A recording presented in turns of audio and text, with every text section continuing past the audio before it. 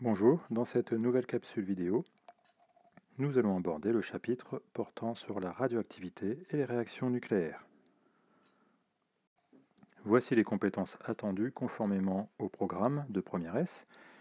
Tout d'abord, vous devez savoir définir l'isotopie et reconnaître des isotopes, savoir recueillir et exploiter des informations sur la découverte de la radioactivité naturelle et de la radioactivité artificielle, connaître la définition, ainsi que des ordres de grandeur de l'activité exprimée en Becquerel, utiliser les lois de conservation pour écrire l'équation d'une relation nucléaire, utiliser la relation reliant l'énergie libérée à la perte de masse, et enfin savoir recueillir et exploiter des informations sur les relations nucléaires dans le domaine médical, le domaine énergétique ou le domaine astronomique, etc.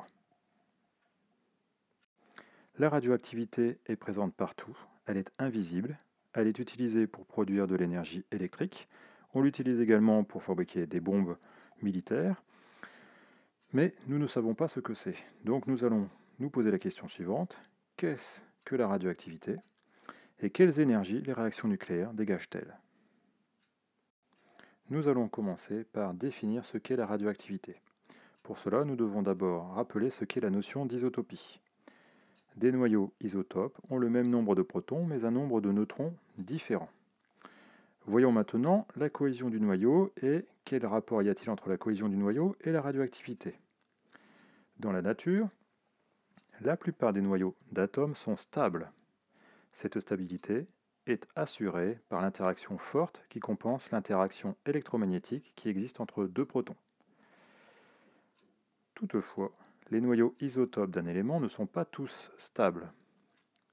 Ces noyaux instables vont alors se transformer spontanément en d'autres noyaux.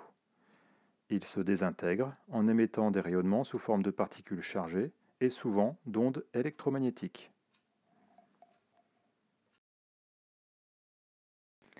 Ainsi, la radioactivité peut être définie comme étant la transformation spontanée ou désintégration d'un noyau radioactif appelé noyau père en un autre noyau appelé noyau fils avec émission d'une particule et d'un rayonnement électromagnétique. Lorsque ces noyaux radioactifs sont naturellement présents dans notre environnement, il s'agit de radioactivité naturelle.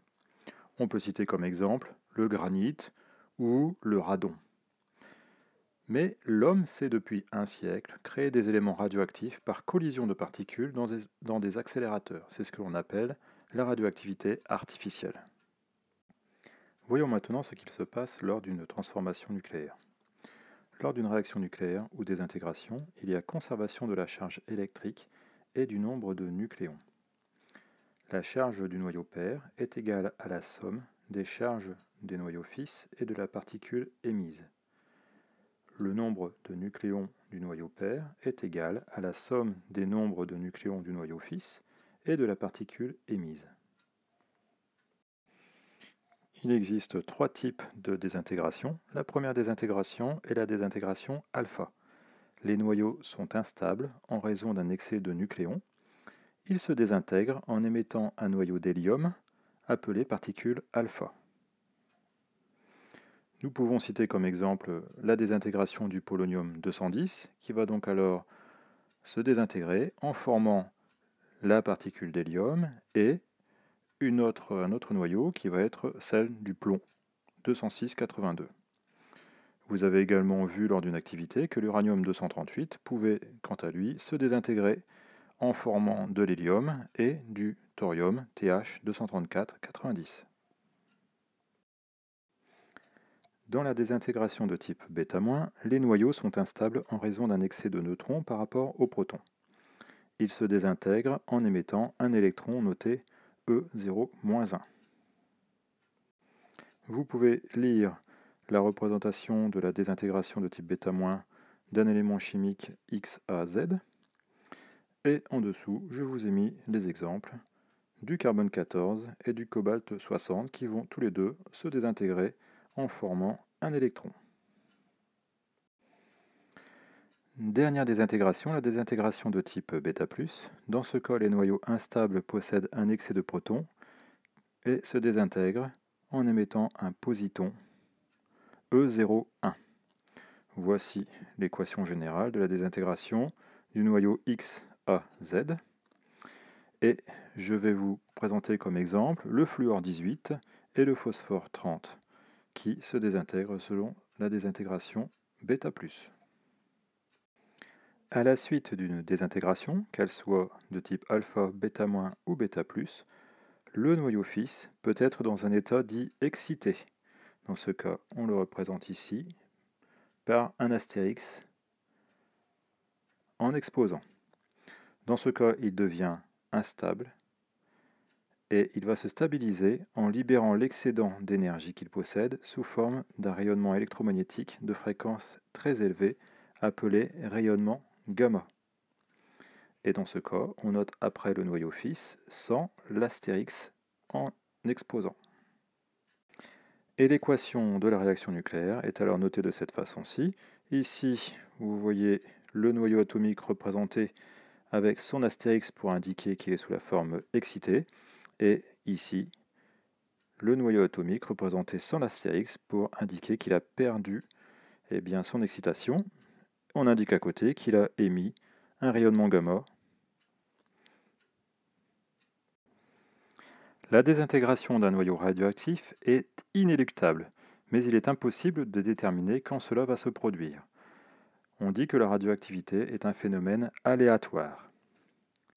Il est possible de mesurer à l'aide d'un compteur Geiger l'activité qui renseigne sur la rapidité de la disparition des noyaux radioactifs.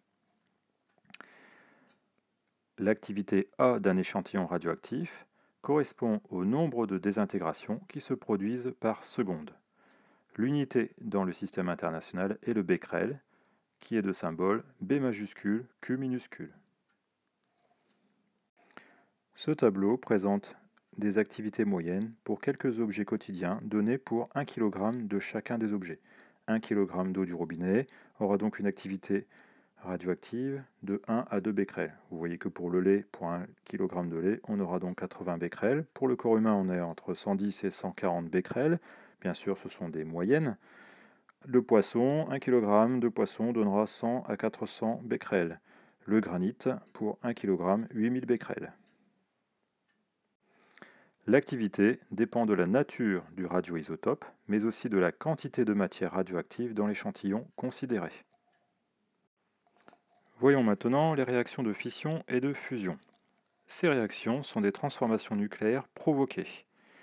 Elles respectent de même les lois de conservation de la charge électrique et du nombre de nucléons. Voyons dans un premier temps la fission. La fission est une réaction nucléaire au cours de laquelle un noyau lourd, dit fissile, comme ici cet atome d'uranium, est scindé en deux noyaux plus légers sous l'impact d'un neutron. La réaction de fission est utilisée dans les réacteurs nucléaires pour produire de l'énergie électrique. Elle est utilisée aussi par les militaires pour fabriquer des bombes à partir de plutonium-239. Par exemple, l'uranium 235-92, sous l'impact d'un neutron, va pouvoir former du césium 140-55 et du rubidium 93-37, suivi de 3 neutrons. Mais il peut aussi former du barium 140-56 et du krypton 93-36, toujours formé de 3 neutrons. La fission s'accompagne de l'émission d'un ou plusieurs neutrons. Ces neutrons sont susceptibles à leur tour de provoquer de nouvelles fissions. C'est ce que l'on appelle la réaction en chaîne. Voyons maintenant la fusion nucléaire. La fusion est une réaction nucléaire au cours de laquelle deux noyaux légers s'unissent pour donner un noyau plus lourd. Prenons l'exemple de ce qui se passe par exemple dans les étoiles comme le Soleil.